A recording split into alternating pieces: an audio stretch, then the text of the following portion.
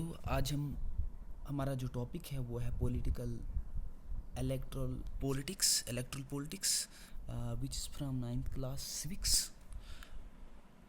सबसे पहले हम देखेंगे इसमें जो है वो इलेक्शंस के बारे में बताया जाता है। डेमोक्रेटिक जो स्टेट्स होते हैं वहाँ पे कैसे कंडक्ट किए जाते हैं। तो सबसे पहली बात, elections means a formal and organized choice by a vote of a person for a political office or other position।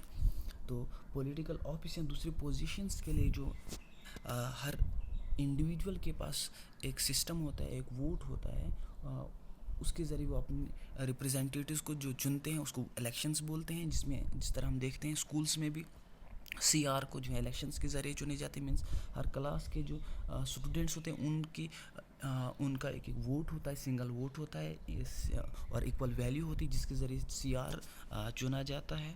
तो ये इलेक्शंस का ही एक सिस्टम है जो स्कूलों तक भी हम देख सकते हैं। इलेक्शंस तो इलेक्शंस क्या है? इलेक्शंस के ज़रिए जो है हम जो है एलो करते हैं किसी मेंबर को कि वो किसी ऑर्गेनाइजेशन या किसी कम्युनिटी में जो अपने रिप्रेजेंटेटिव्स को चुने और उसको जो है एक पोजीशन ग्रांट करे जिसकी वजह से वो फिर अपने उसके लिए कुछ काम कर सके, यानी रिस्पॉन्सिबल बना देती है। तो फिर हम देखते हैं कि इलेक्शंस जो हैं, इलेक्शंस में इम्पोर्टेंट चीज़ ये होती है कि इसमें लीडर जो है वो लोकल लेवल, स्टेट लेवल और इंटरनेशनल लेवल पे नेशनल लेवल पे चुने जाते हैं। तो लोकल लेवल पे हम पंचायती राज को भी इसमें इंडल्ज कर लेंगे। जिस तरह गाँव में भी हमारे पंच चुने जाते हैं, फिर सरपंच चुने जाते हैं, फिर ये जो है उसके हेड्स को चुने जाते हैं। उसी तरह हमारे पास टाउन्स में इलेक्शंस होते हैं और उस वैसे ही हम डिस्ट्रिक्ट लेवल पे, लोकल लेवल पे जो है MLAs को चुनते हैं, मेंबर ऑफ लेजिस्लेटिव असेंबलीज़ को चुनते हैं। स्टेट लेवल पे हम जो है हमारे क्या कहते हैं CM को चुनते हैं। फिर हम ये जो है नेशनल लेवल पे जो है MPs को चुनने के बाद अपना प्राइम मिनिस्टर जो है वो चुनते हैं। तो इसमें हम यूँ भी देखते हैं कि जब हम जो है एक अपने इस रिप्रेजेंटेटिव्स को जो है जब चुनते हैं उसको ये अपॉर्चुनिटी देते हैं कि वो जो है वो अच्छे डिसीजन, अच्छी चॉइस ले सके लोगों के लिए। वो लोगों का रिप्रेजेंटेटिव्स बन के जो है वो फिर लोगों के लिए कुछ कर सके। इलेक्शंस का एक फॉर्मल वे होता है और फिर जाके वो पॉलिसीज़, प्रोग्राम और फ्यूचर डायरेक्शन जो है with regard with government actions के साथ ले सकता है। एट द सेम टाइम हम देखते हैं कि इलेक्शंस के ज़रिए जो है वो एक मेंबर को जो है वो क्या है अकाउंटेबिलिटी बनाते हैं। Means it promotes accountability means responsible बना देता है। उसके बाद उसकी रिस्पॉन्सिबिलिटी, जब एक मेंबर चुना जाता है उसकी रिस्पॉन्सिबिलिटी बहुत बढ़ जाती है लोगों के लिए।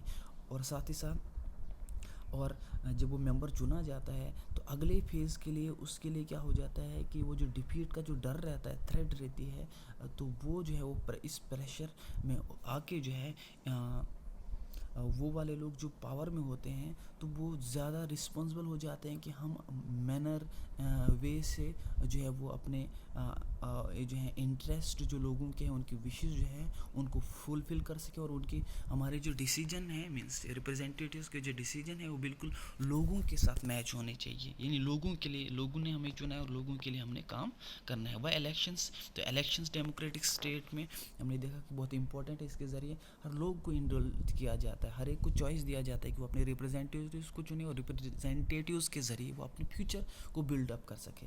तो वाई इलेक्शंस, तो इलेक्शन जो है वो रेगुलरली जो है डेमोक्रेटिक स्टेट में लिए जाते हैं। मोर देन 100 स्टेट जो वर्ल्ड के हैं वहाँ पे जो है लोगों के ज़रिए जो है वो इलेक्शंस होते हैं और उनके रिप्रेजेंटेटिव्स जो चुने जाते हैं वो जो है वो गवर्नमेंट को फॉर्म करते हैं। अब why do we need elections? तो कहते हैं हमें इलेक्शंस की ज़रूरत क्यों है? तो इसलिए जो है कहा जाता है कि जो लोगों का जो रूल है वो पॉसिबल है कि इलेक्शंस के बगैर भी वो बैठ के जो है डे टू डे जो डिसीजन है वो ले सकते हैं। तो फिर इलेक्शंस लेने की हमें ज़रूरत क्या, इलेक्शंस कराने की ज़रूरत क्या है? तो एट द सेम टाइम यहाँ पे बताया जाता है कि ये जो लार्ज कम्युनिटी होती है उनके लिए पॉसिबल नहीं होता है कि वो हर जगह हर टाइम अपना निकाल के जो है वो डिसीजन ले सके, ना ही उनके पास इतना टाइम होता है, ना ही उन हर इंसान के पास नॉलेज होता है हर डिसीजन लेने के लिए हर मैटर के ऊपर। यानी जिस तरह हमारी मज़दूर जो है वो पॉलिटिकल अफेयर्स में थोड़ा थोड़ा नॉलेज रख सकते हैं, लेकिन हर सिस्टम के बारे में डिसीजन नहीं ले सकते। जब हम मेंबर को चुनते हैं, एमएलएज को चुनते हैं, एमपीज़ को चुनते हैं, तो उनको एक मिनिस्ट्री ग्रांट की जाती है, मीन्स पार्टिकुलर एरिया में उनको जो हेड चुना जाता है, जिस तरह हेल्थ में चुना जाता है,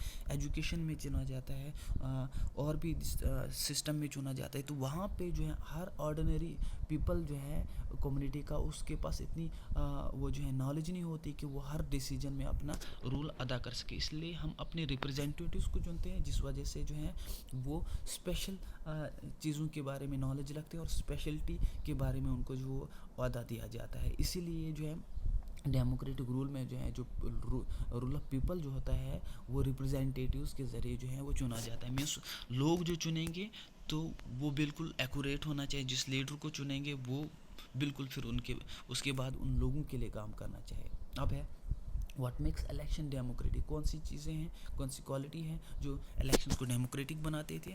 तो सबसे पहले condition of democratic election, democratic elections के लिए कंडीशंस कौन सी हैं। फर्स्ट, इसमें ये देखा जाता है कि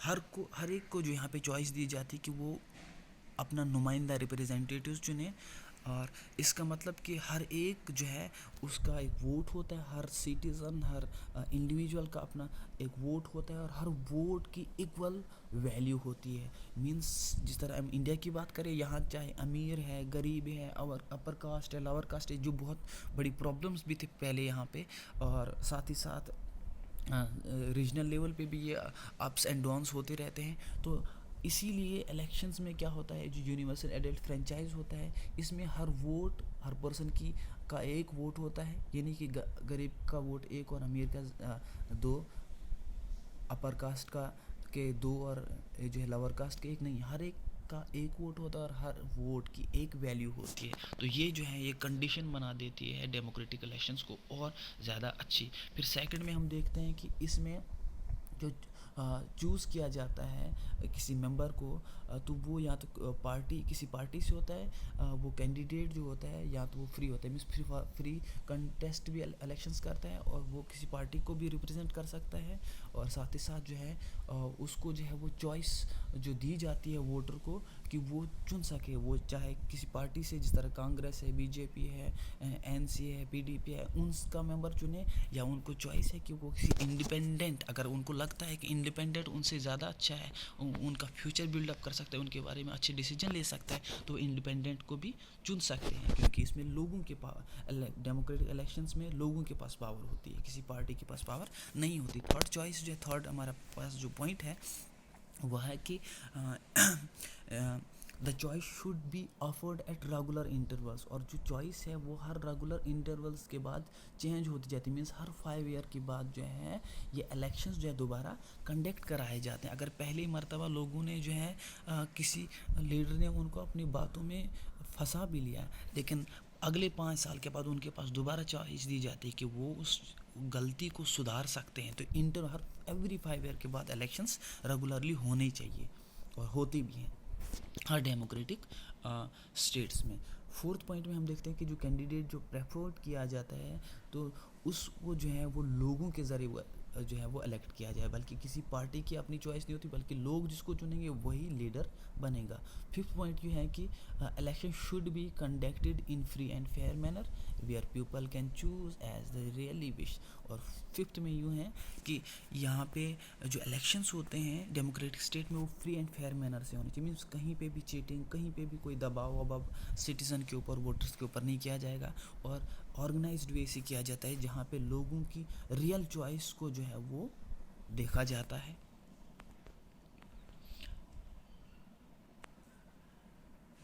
is it good to have political competition, क्या पॉलिटिकल कंपटीशन होना हमारे इलेक्शंस में ज़रूरी है?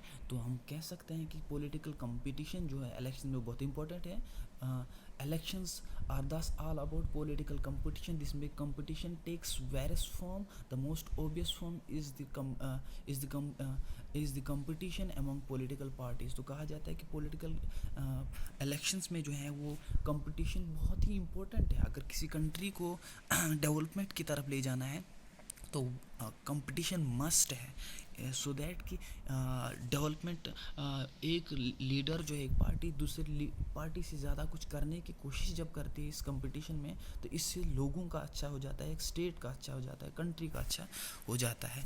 इसलिए जो है पार्टीज़ के बीच में जो कंपटीशन वो बहुत इम्पोर्टेंट है.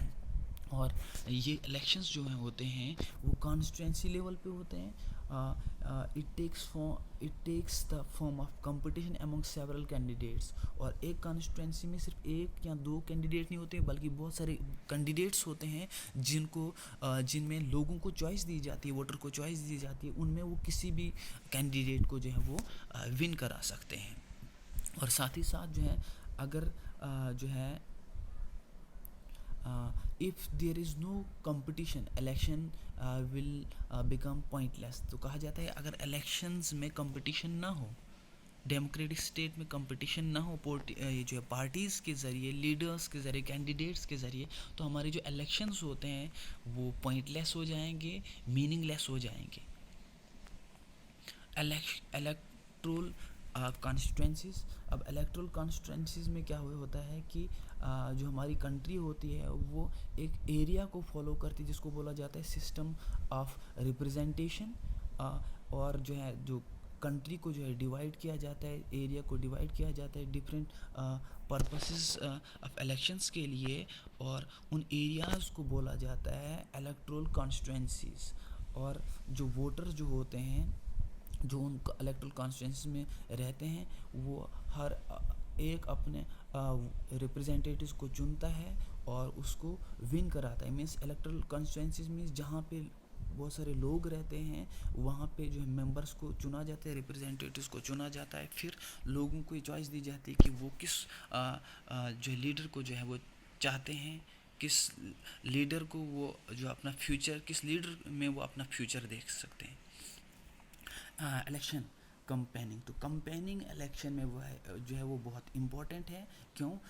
The main purpose of election is to give people a chance to choose the representatives the government and the policies they preferred. तो कहा जाता है कि मेन पर्पस जो होता है इलेक्शंस का वो यूँ होता है कि लोगों को चॉइस दी जाती है बहुत सारे रिप्रेजेंटेटिव्स, और उनमें वो अपने जो है गवर्नमेंट चुनते हैं जो उनके लिए जो है पॉलिसीज़ प्रेफर्ड करते हैं. और साथ ही साथ जो है उनके लिए जो ये फ्री चॉइस दी जाती है, ओपन चॉइस दी जाती है. फिर उसके ऊपर डिस्कशंस होती है. ये कंपेनिंग का मतलब है कि ओपन चॉइस और डिस्कशंस होती है. वो जो रिप्रेजेंटेटिव्स होते हैं उसके साथ मिलके वो डिस्कशंस करते हैं और अच्छे रिप्रेजेंटेटिव्स को इसी तरह वो चुन लेते हैं.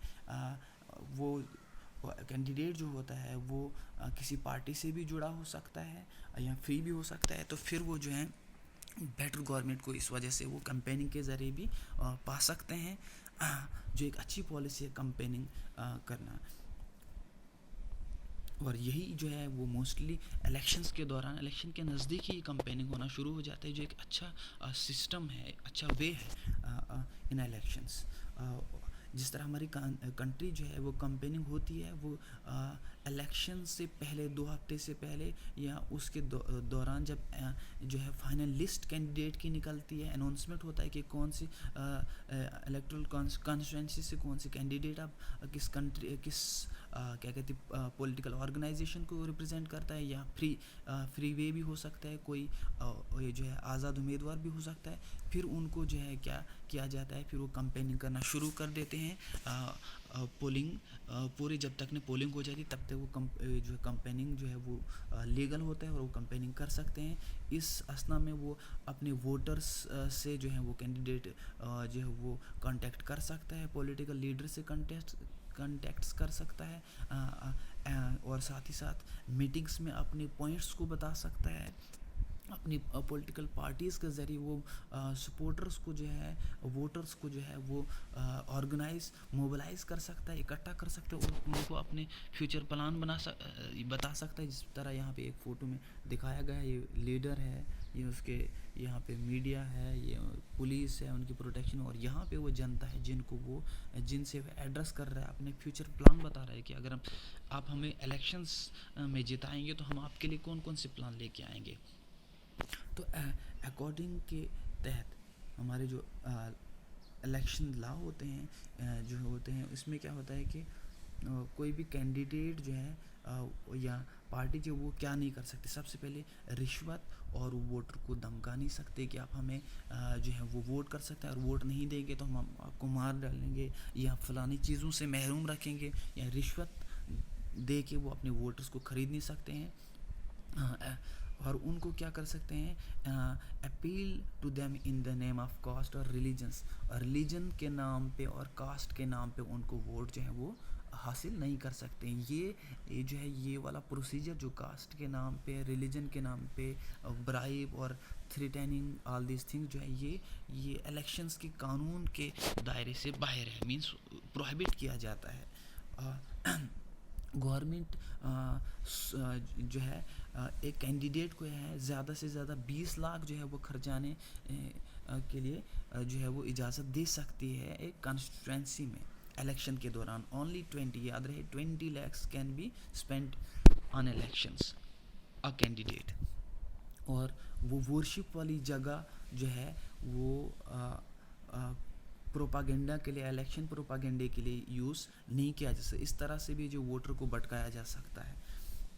फिर जो है गवर्नमेंट व्हीकल्स को, एयरक्राफ्ट को, ऑफिस को, ऑफिशियल्स को जो है वो इलेक्शंस के लिए यूज़ नहीं किया, यानी गवर्नमेंट गाड़ियों का इस्तेमाल नहीं कर सकता है कैंडिडेट, एयरक्राफ्ट गवर्नमेंट का नहीं यूज़ कर सकता है, और ऑफिशियल्स मींस जो गवर्नमेंट के जो मुलाजिम हैं उनका इस्तेमाल भी नहीं होता है, क्योंकि इससे जो है वो प्रभाव पड़ता है, इससे जो है इम्प्रेशन पड़ जाता है वोटर्स के ऊपर।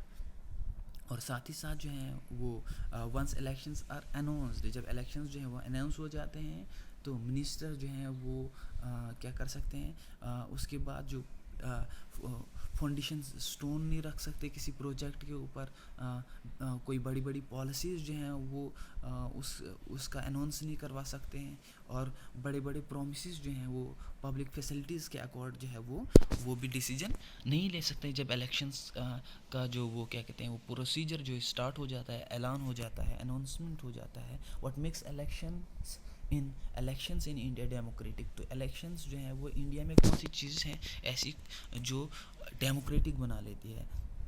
तो we get to read a lot about unfair practice in election like, तो कौन से प्रैक्टिस होते हैं जो अनफेयर होते हैं इलेक्शंस में, जिनको हमने जो इलेक्शंस को जो है वो ख़राब कर देती है। Inclusion of false name and exclusion genuine name in the voter list, तो वोटर लिस्ट जो बनाए जाते हैं जो हर वोटर के बारे में हमें इंफॉर्मेशन देती है, तो उसमें हम फॉल्स नेम, झूठा नाम जो है वो, या अपनी तमाम चीज़ों को जो है वो नहीं, झूठे लेवल पे जो है ये नाम होते हैं इनको यूज़ नहीं किया जा सकता है, इससे मिसगाइड हो जाते हैं इंसान। और साथ ही साथ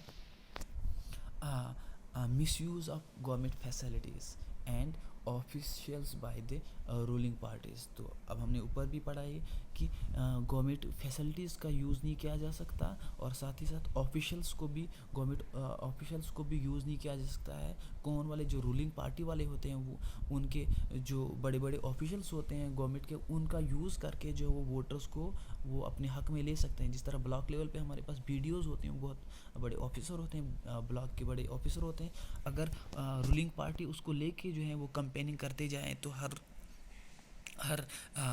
एरिया के जो लोग हैं वो जो है उसके हक में आ जाएंगे, क्योंकि उनको पता है कि तमाम काम हमारे वीडियोस के ज़रिए होते हैं, इसीलिए वो उसके अगेंस्ट जाने की कोशिश नहीं करेंगे। तो ये भी जो है वो एक लीडर के लिए जो है वो चॉइस नहीं रखी जाती है। वो जब भी कोई काम करेंगे तो अपने किए हुए कामों के ज़रिए जो हैं वो जो उन्होंने किए हैं उसके बेस पे वो इलेक्शंस कर सकता है।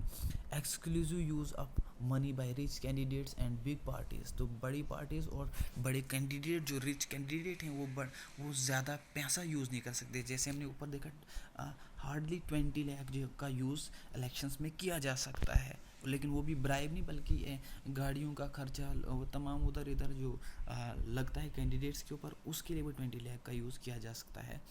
और साथ ही साथ जो है जो लोग होते हैं, कैंडिडेट होते हैं, उनके ऊपर दबाव नहीं डाल सकते हैं, उनको ये ज़बरदस्ती नहीं बोल सकते हैं कि आप हमें वोट करें।